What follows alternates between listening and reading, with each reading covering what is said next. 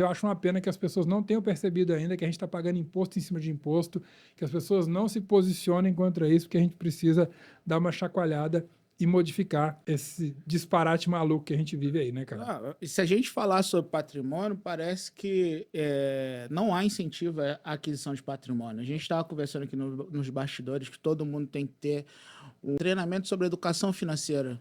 Mas como é que a gente vai falar sobre educação financeira se economizar diante dos preços de patrimônio que a gente tem visto aí? A gente está falando de locomoção, de casa, de carro, do que for imóvel. Não é fácil. Não é fácil. Como é que você economiza diante de todos os gastos que você tem no dia a dia com moto, com tudo isso? Eu acho que tá cada vez mais difícil. Ô Felipe, uma coisa que eu assisti semana passada, que eu fiquei muito assustado, foi o maior jornal, o telejornal mais famoso que nós temos, falando sobre os recursos que a poupança está perdendo. Ou seja, as pessoas estão tirando dinheiro da poupança. Em momento nenhum, eles falaram, olha, se está tirando, se por acaso você tiver para colocar de novo, não coloca na poupança de novo, não. Tem todos os outros investimentos melhor do que a poupança. Em momento nenhum, a reportagem, inclusive até daqui, falou nada sobre isso. Ou seja, as pessoas continuam colocando dinheiro na poupança e que se bobear quando você for tirar tem muito menos do que você colocou, de tão pouco que rende. Então ninguém fala isso, ou seja,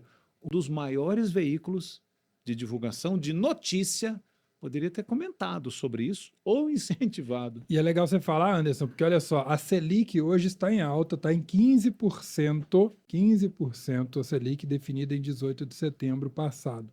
O IPCA hoje está subindo, 0,48. E aí você tem algumas coisas da economia, por exemplo, o Bitcoin hoje caiu um pouquinho, 1,5%. Isso é da parte da manhã.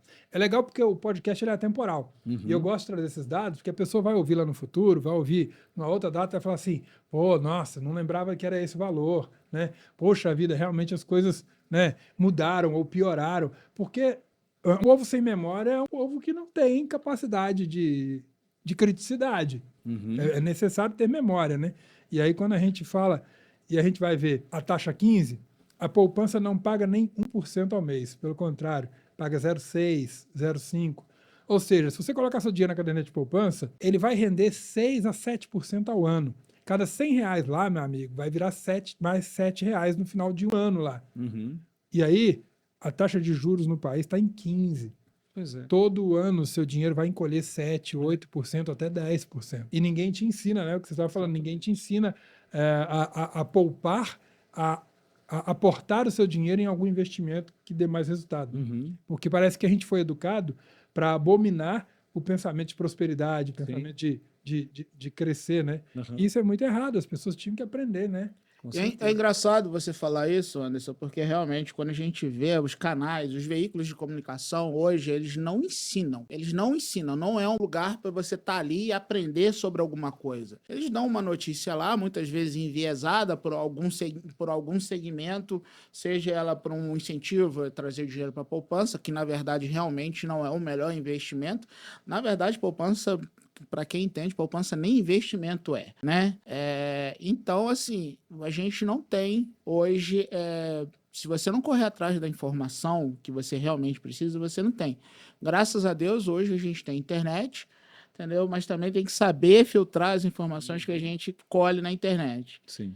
E aí, quando a gente fala hoje sobre aquisição de patrimônio, compra uma casa, compra um bem, compra uma moto, compra um carro, pô, vamos ver assim, o Minha Casa Minha Vida, que foi lançado lá atrás e mudou de nome várias vezes, hoje eu já não sei nem qual nome já está sendo adotado ele. Minha Casa Minha Dívida.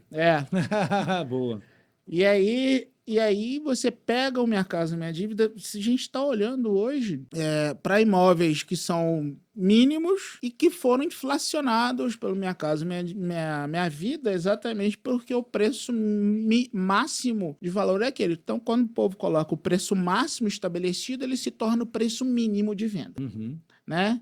E aí os apartamentos em Belo Horizonte que eram vendidos até 225 mil, hoje fazem várias unidades, imóveis com um andar e 8 unidades no imóvel a 225 mil, quando você vai ver a casa desse tamanho com parede de gesso entre vizinhos. Todo mundo escuta todo mundo. Então, assim, é complicado. E a gente vai falar sobre economia, tá cada vez mais difícil. Cada Meu vez mais amigo, difícil. você que nos acompanha aí, que está no carro, que está assistindo em casa, está vendo com imagem ou está só no áudio, comenta aí pra gente como é que você está vendo a realidade aí no seu tempo atual e vamos falar disso um pouquinho. Vamos partir para o nosso segundo quadro, que ele acaba dialogando com o primeiro sempre, né? Afinal de contas, não tem como falar de economia sem depois entrar no é pra rir ou é pra chorar? Agora é a hora que a gente vai buscando as notícias do dia, as últimas atualizações, e a gente traz essa bem-humorada, porque afinal de contas também, motivo para chorar nós já temos de monte, mas a gente tenta buscar de forma humorada uma maneira de ver as notícias. Eu queria começar com uma de hoje, senhores. Hoje de manhã o ministro Haddad estava participando de um evento institucional em Brasília com os parlamentares, porque, e inclusive no evento, admitindo que o governo não vai conseguir cumprir a sua meta fiscal. E em relação a isso, ele trouxe para os parlamentares o ponto de vista de que haverá necessidade de reduzir aquele orçamento secreto, aquele dinheiro que o governo entrega para os deputados, que era criticado anteriormente como um orçamento secreto, hoje é emenda do relator, né? Que é um dinheiro que o governo entrega para os deputados para eles encaminharem esse dinheiro para suas bases, enviar para prefeitos, vereadores, né, para que seja utilizado ali dentro dos municípios. Isso é uma moeda de troca, no meu ponto de vista, senhores. É uma forma do governo de manter os deputados alinhados com eles. Olha, deputado, você precisa de dinheiro para poder cuidar das suas bases eleitorais ali, então, para você ter esse dinheiro, você precisa estar de bem comigo aqui com o seu governo. E aí ele entendeu que eles teriam muita dificuldade para cumprir isso daí. Por quê? Porque o governo vetou o aumento do IOF.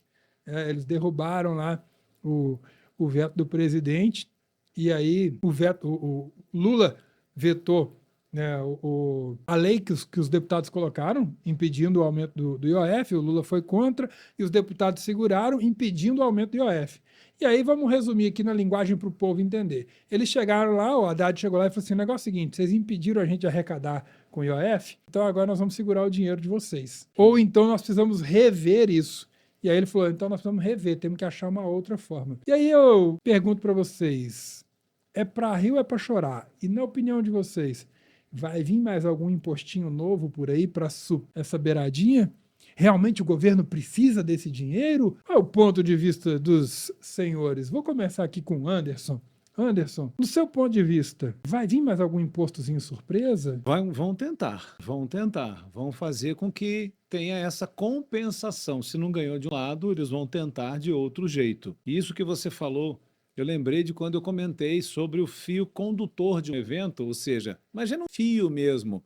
De repente, cada um desses deputados ficam meio que atrelados. Opa, tá aqui, ó, segurando. Quer? Eu tô querendo que você venha para cá. Não quer, não? Eu te dou um lastrozinho, mas de qualquer forma você está preso ali. Alexandre, infelizmente, quando a gente analisa alguma coisa de política, a gente, de uns anos para cá, talvez 4, 5, 6, 10, eu tenho notado muito essa questão da polarização cada vez maior. Então, muitas vezes, eu posso até te afirmar que, por ser de outro partido, quando você está votando ou vendo alguma votação, assistindo a algum plenário, alguma coisa, a bancada contrária vai sempre pesar para o outro lado. Pode até ser bom, mas eles não vão, por causa do partido e por causa dessa Absurdo, né, polarização. Anderson? Eu acho absurdo, eu acho absurdo. E muitas vezes você não sabe se realmente aquilo ali vai ser bom ou seria bom para a gente, ou eles simplesmente estão falando não porque estão do outro lado vestindo uma outra camisa. Então esse bolo que eu não concordo, por isso que muitas vezes se você me perguntar qual o lado que você está, falo, gente, muitas vezes nem de um lado nem do outro.